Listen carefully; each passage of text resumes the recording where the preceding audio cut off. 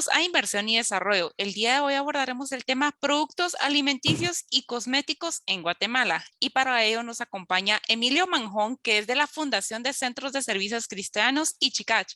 Bienvenido, Emilio. Gracias, mucho gusto y muchas gracias por invitarnos a su programa.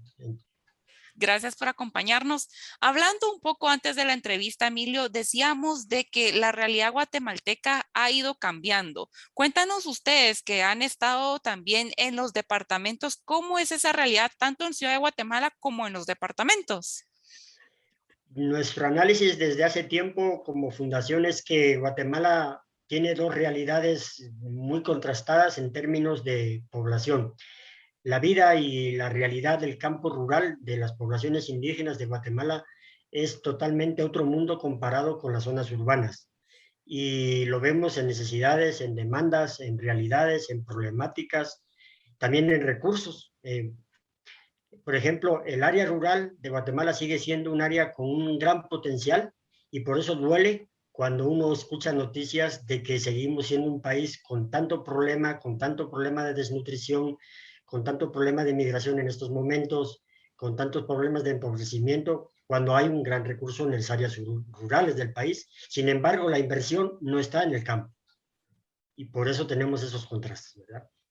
Concuerdo mucho con ese análisis que usted ha dado, porque a pesar de que somos el país de la eterna primavera, que contamos con esos recursos, en donde ponemos una semilla en la tierra y dan esos frutos, contamos con esa desnutrición también. Y también, como usted dice, las inversiones se han centralizado normalmente en la parte central de Guatemala y es donde tenemos que buscar esa descentralización, donde esas inversiones lleguen a los departamentos, a esos municipios para poder cambiar esas realidades. Ahora cuéntenos, Emilio, ¿cómo es que nace la Fundación de Centros de Servicios Cristianos? Esta fundación que tiene un nombre cristiano, pero no es una confesión religiosa, sino por el hecho de que los fundadores eran personas comprometidas a nivel religioso, de diferente confesión religiosa, católicos, protestantes, luteranos, pero abiertos a las necesidades y a la situación que vivía Guatemala todavía en tiempos del conflicto armado. La fundación surge precisamente para atender población desplazada, población refugiada, que estaba sufriendo en carne viva las secuelas y el conflicto armado. Para atender esa población surge la fundación en el año 1990. O sea que ya estamos más de 30 años, 40 años trabajando en términos de desarrollo y surge con una visión no solo humanitaria, sino de qué manera contribuimos con nuestro pequeño grano de arena a que la vida de los pueblos sea digna. Es decir, que es un derecho humano básico que se dice, pero que a veces es muy difícil de realizar porque no se dan las condiciones ni las oportunidades para que las poblaciones tengan esa vida digna, que eso nos humaniza a todos, ¿verdad? ¿Qué mejor forma de promover esa vida digna a través de las herramientas y capacitaciones que ustedes les brindan a las comunidades para que se puedan hacer sostenibles también? Ahora vemos de que a partir de la fundación también nace Chicach. Cuéntenos de Chicach. Precisamente después de varios años de trabajo con proyectos de desarrollo de carácter humanitario, molinos de nixtamal, servicios de tecnologías apropiadas, baños ecológicos, es decir, cosas que respondían a necesidades muy sentidas de las poblaciones indígenas, eh, los mismos pobladores, las mismas comunidades plantearon qué hacemos con los excedentes que tenemos a veces en nuestras cosechas. ¿Qué podemos hacer con recursos que crecen en nuestras comunidades, pero no sabemos cómo podemos aprovechar? Y de ahí nos vimos con el reto como institución, porque no es que lo conociéramos de antemano, cómo podemos involucrarnos y desarrollar ciertos productos de agroindustria rural que favorezcan tanto el aprovechamiento de esas materias primas, pero también que creen empleo local. Porque un análisis que hicimos es que en la visión económica, mucho de Guatemala, hay mucho fracaso en el interior porque la infraestructura es tan pobre y tan deficiente que las pocas ganancias que uno podría tener vendiendo materias primas te lo come el transporte. Todavía hoy en día, si uno hace un análisis frío, el mayor porcentaje de lo que se produce en el campo se lo cobra el transporte. Y el transporte cobra lo mismo, no importa el precio de la materia prima. Ese no te disminuyen ni te bajan. Entonces, volviendo a la pregunta suya, ciertamente esos comités plantearon, y en el año 1998, en una asamblea de comités de más de 200 personas, se tomó el acuerdo de crear una marca comercial, que es Chicach, que significa, es en palabra quiché, que significa canasto. En idioma quechí se dice chacach, y en otros idiomas se pronuncia de otra manera, pero el sentido de las poblaciones es una sola marca para que nos aglutine y podamos poner bajo esa misma marca todos los productos que vamos elaborando en las distintas comunidades.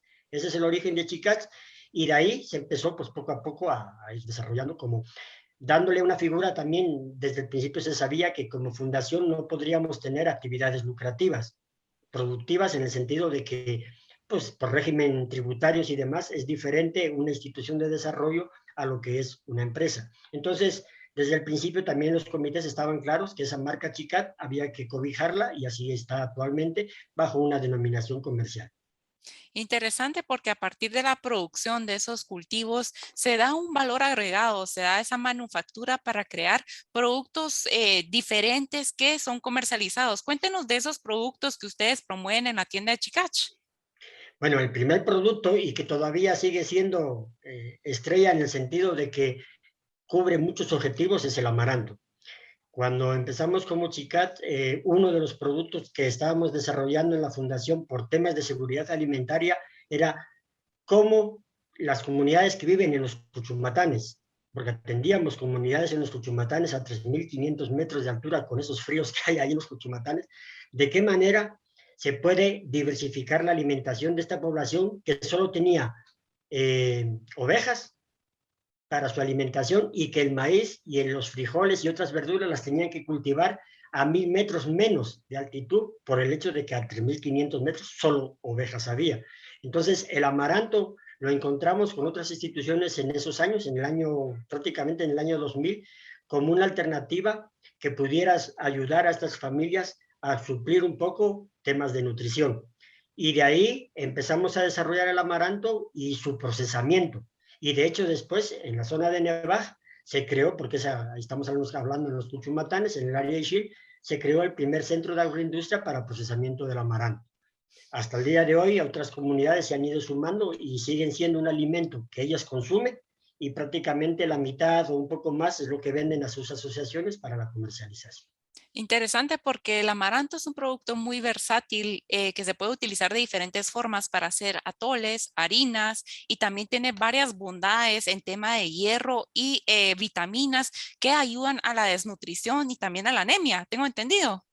Así es, nosotros cuando empezamos a investigar sobre el amaranto, contactamos con el doctor Bresani, que en paz descanse, y él sí estaba en ese momento desarrollando la investigación en términos de nutrición sobre el amaranto, y contactamos con él para tener más información de lo que se estaba aportando. También ahí nos dimos cuenta de que precisamente el amaranto es mesoamericano. El amaranto es un cultivo tradicional que los pueblos originarios ya prácticamente muchos estaban perdiendo, y en términos de nutrición, como usted bien dice, equivale prácticamente a la quinoa. La quinoa suramericana, de origen suramericano, tiene un desarrollo en términos de propaganda y de mercadeo que no tiene todavía el amaranto. Y nosotros siempre el amaranto lo hemos trabajado en forma orgánica, o sea, porque nuestra línea de trabajo siempre fue productos agroecológicos, productos orgánicos. Entonces, el amaranto que distribuye y que comercializan estas comunidades es plenamente orgánico, ¿verdad?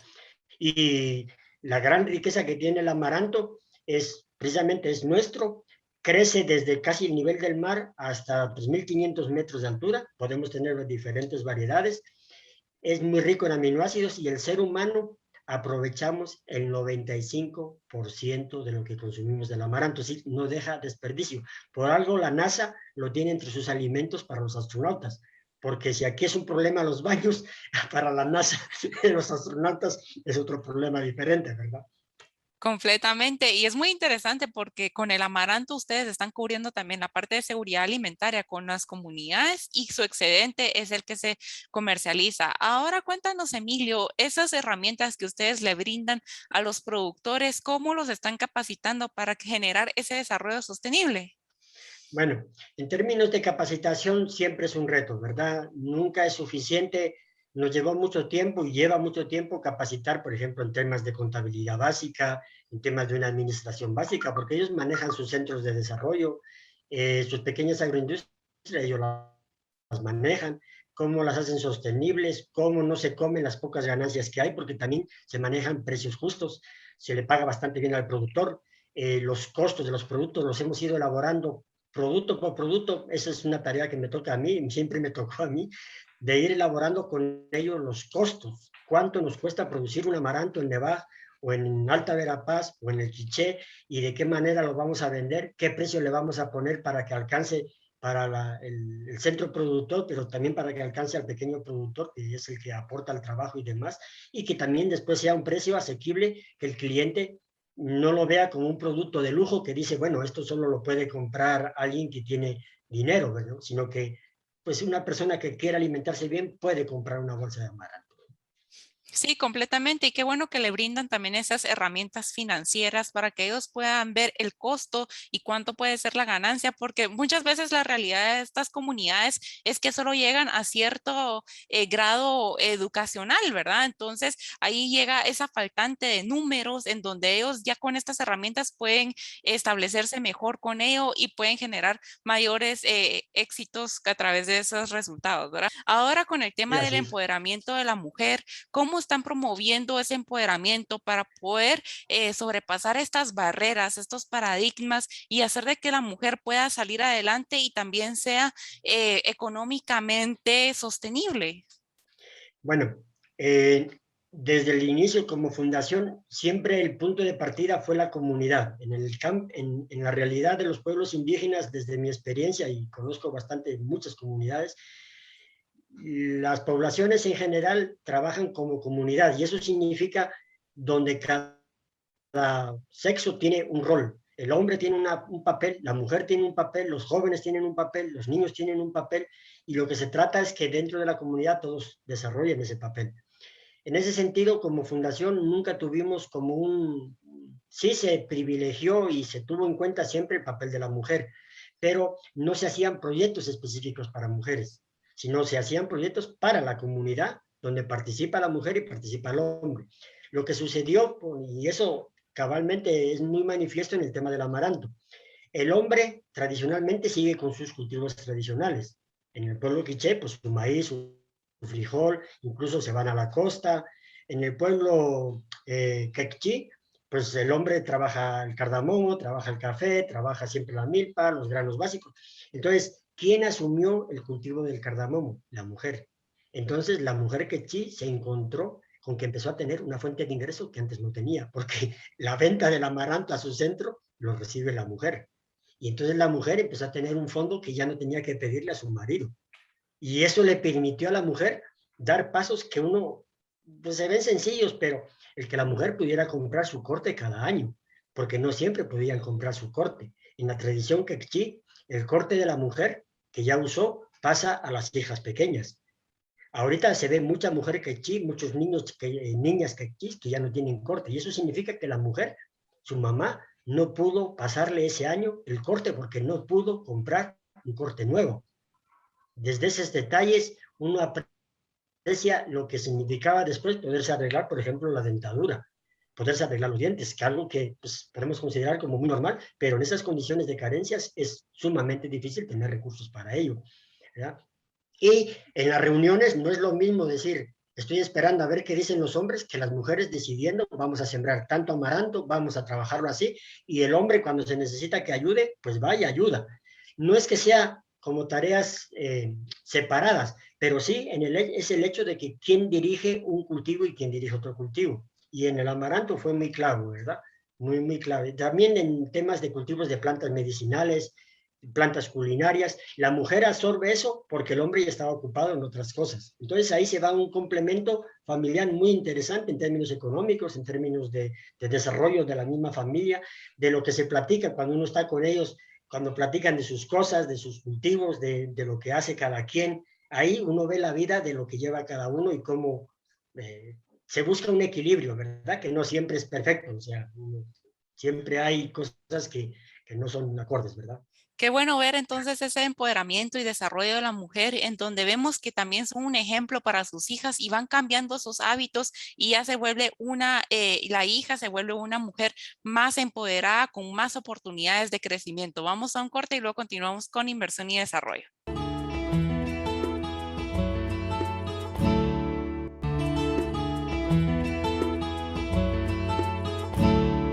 Continuamos con inversión y desarrollo. Cuéntenos, Emilio, del huerto que tienen ustedes en el Cerro Alush, en donde está abierto también al público, para las organizaciones, los estudiantes, para que puedan aprender de estos huertos y que los puedan ir replicando también. Pues el Huerto Chicat surge en el año, bueno, el centro donde está la sede de la fundación es en el Cerro Aluz. Ahí siempre fue un espacio de capacitación en temas de agricultura orgánica y de medicina natural. Solo que era siempre cerrado a los grupos de las comunidades que llegaban a capacitarse y que tenían un poco de subsidio para estar ahí unos días capacitándose en el centro. Después de ciertos análisis de pues, evolucionando la situación del país y de la institución, en el año 2017 decidimos abrirlo al público como huerto. Y como siempre, Chicad es lo que abarca todo, pues le pusimos también Huerto Chicad, porque es la marca de todos los productos de las comunidades. Entonces, es un espacio de agricultura orgánica, donde se maneja mucha diversidad de cultivos. Ahorita manejamos menos porque la pandemia, después vuelvo al tema, sí nos afectó y nos afecta bastante económicamente como huerto. Era un espacio y es un espacio donde la gente llegaba a capacitaciones, fines de semana cursos, promovimos varios cursos con distintas instituciones, eh, hicimos alianza con otros grupos de productores, porque el excedente y lo que se sale de producto en el huerto, la gente llegaba al huerto cuando podía llegar y compraba ahí mismo las verduras, las hortalizas, etcétera. Llegamos a manejar más de 90 especies de hierbas y verduras diferentes y hortalizas diferentes. Plantas medicinales tenemos con otro centenar de plantas representativas ahí. Y pues sí, es un espacio, muchos estudiantes llegan a conocer del proceso, a ver cultivos, ¿verdad? Lo que nos afectó con la pandemia es que ese espacio tuvimos que cerrarlo. Como está en el Cerro a Luz y Cabal, por ejemplo, en las primeras etapas donde se cerró la comunicación interdepartamental y hubo cerrojos departamentales, pues precisamente la gente de la capital, que era, pues digamos, los principales clientes, no podían subir al Cerro a Luz porque ya era otro departamento, ¿no? Entonces, económicamente, el huerto se mantiene tanto de la venta de verduras como de los cursos que realizaba. Y la etapa de cursos tuvimos que cerrarla y no la hemos podido recuperar a los niveles que teníamos antes. Entonces eso sí nos ha afectado económicamente porque estamos hablando también de un proyecto que no tiene financiamiento externo. O sea, se mantiene el huerto con el mismo recurso de lo que se vende en el huerto. Si vendemos una asesoría, si vendemos, entre comillas, un curso, pues de eso mismo se mantiene el personal que está trabajando ahí. Y sí tuvimos que reducir personal, pero la experiencia sigue abierta, el huerto sigue abierto y todavía realizamos ahorita actividades una vez al mes. Excelente, qué bueno que siga abierto y para que más gente pueda ir a aprender sobre los huertos, ¿verdad? Entonces, ahora con el tema de la sal negra de Zacapulas, vemos que es muy reconocida y hasta podría llegar a ser como el sal de la Himalaya, que lo han promovido mucho porque tiene muy buena mercadotecnia eso. También deberíamos de posicionar así también la sal negra. Bueno, la sal negra, nosotros hicimos análisis en el INCAP de los nutrientes que tiene, de los minerales que tiene, que esa es su riqueza, porque no es una sal, como no es sal marina, no tiene yodo, pero en minerales, en hierros y en otro tipo de propiedades sí es muy rica la sal negra. Y ya digo, lo sabemos por los análisis que hicimos y la forma que trabajamos. Yo estuve una semana completa ya para conocer todo el proceso de cómo se trabaja la sal negra, porque para entender cómo es el producto y qué tipo de proceso lleva, y ciertamente empodera a otras familias que viven ahí en la orilla del río Zacapulas y que son las que comercializan. Entonces sé que ahorita hay otras gentes que ya también están comercializando la sal negra y la están tratando de promover, pero nosotros empezamos eso también desde los años 2000. Ya llevamos más de 20 años trabajando con la sal negra. Sí, vemos que esta tiene muchos beneficios y también se recolecta del río de Zacapulas, ¿verdad? Ahora con el tema de plantas nativas, ¿qué otras plantas nativas ustedes están promoviendo y que tienen esos valores nutricionales muy buenos? Bueno, la otra planta tal vez así importante, que también es mesoamericana y que antes crecía entre las milpas, es el chan o la chía.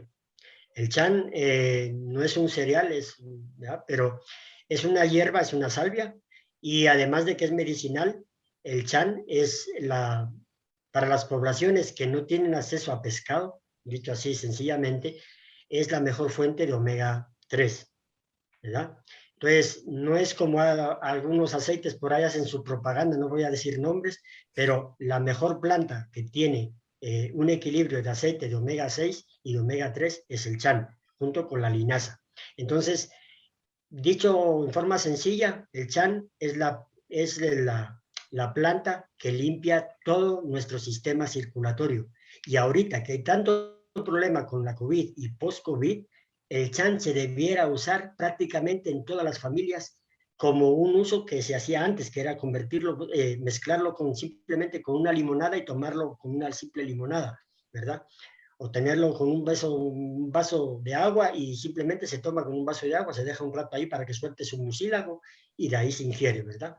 Y el chan no tendríamos tanto problema de circulación como están teniendo ciertos pacientes que han pasado por COVID. Entonces, y la fuente del omega 3, que es muy rica en términos de evitar el colesterol, controlar gastritis y otros beneficios. De ahí lo que hemos ido trabajando, pues hay unas plantas que son cosmopolitas, como pueden ser las albahacas, romero, tomillos, salvias, etcétera. Y hay otras plantas, que es el samat, otras plantas que son más nativas propias de Guatemala, el pericón, donde hemos trabajado en dos líneas. Una es usarlas como test, porque es la forma donde mejor se aprovechan sus propiedades si uno las sabe cuidar.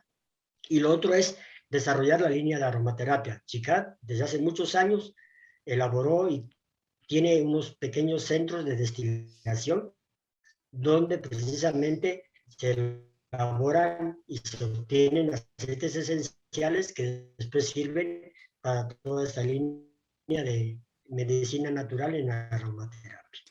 El hecho de que hay muchas plantas en Guatemala que se podrían todavía aprovechar más, pero siempre nuestra visión es añadirles valor agregado en la medida de lo posible en las áreas cercanas donde se produce la materia prima, para evitar precisamente desgaste o pérdida de calidad. Y en ese sentido también una peculiaridad, y lo decimos siempre, Chicat sí podemos garantizar la cadena de custodia de los productos que llegan a Chicat, desde donde se producen, se transforman, se envasan y llegan a la tienda, porque de esa cadena es parte de mi tarea que me ha tocado vigilar desde el inicio, entonces la conozco bastante bien. Sí, básicamente entonces pueden ver toda la trazabilidad desde el cultivo, cosecha y procesamiento. Y me gusta mucho lo que indica el chía y la chan del impacto que tiene ahorita por la pandemia, en donde puede mejorar ese tema circulatorio, ese tema gastrointestinal, el tema también de limpieza del cuerpo, y con tan solo una cucharadita o dos cucharaditas que estén remojadas por 30 minutos ya se pueden obtener esos beneficios, y ahí vemos el impacto de la medicina natural. Ahora con el tema, Emilio, de los precios justos, de promover ese desarrollo sostenible en las comunidades para evitar los intermediarios y promoviendo ese precio justo. Bueno, desde antes le comentaba de que el precio justo empieza cuando haces el análisis de costos y beneficios con los mismos productores. De ahí, en general, CICAD, sin haberlo establecido como una norma rígida, porque no lo puedes poner rígido para todos los productos, pero en general estamos hablando de que más del 60% de los costos de cualquier producto CICAD se le paga al pequeño productor o al centro que procesa, en el caso de los aceites esenciales, la pequeña planta destiladora que procesa, ahí tiene otra parte, porque ahí sí es un trabajo fuerte de procesamiento a nivel local, pero siempre queda como empleo local que se aprovecha, aunque sea empleo temporal. De ahí, lo otro es que los márgenes de ganancia que establecemos como empresa son márgenes muy, muy, muy justos. O sea, por eso Chicat nunca ha lanzado una oferta de algo, porque no es que compramos a 10 y vendemos a 20. Nunca, ¿ya? Nunca lo hemos hecho, nunca ha sido nuestro criterio. Se cubren los costos, se cubren los impuestos, estamos al día con la SAT, es decir, pero no podemos poner un precio tan elevado donde productos que sabemos que van en términos de salud, de nutrición, pues lo pones a un alcance como de un grupo muy selecto en términos económicos, ¿no? Como que fueran productos exclusivos para una clase, porque Chicat desde el inicio también tiene muy claro que es un producto para el mercado nacional.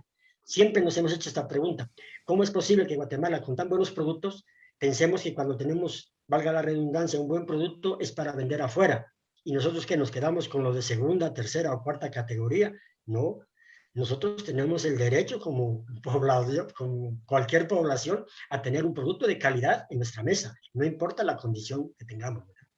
Sí, correcto. Y qué bueno de que están viendo también los beneficios para el mercado nacional. Ahora, muchas gracias por habernos acompañado, Emilio, por habernos dado a conocer la situación de las comunidades, cómo los han ayudado para que se empoderen y que tengan ese desarrollo sostenible y también promover una vida saludable a través del consumo de plantas nativas, de diferentes productos que nos provee la madre tierra.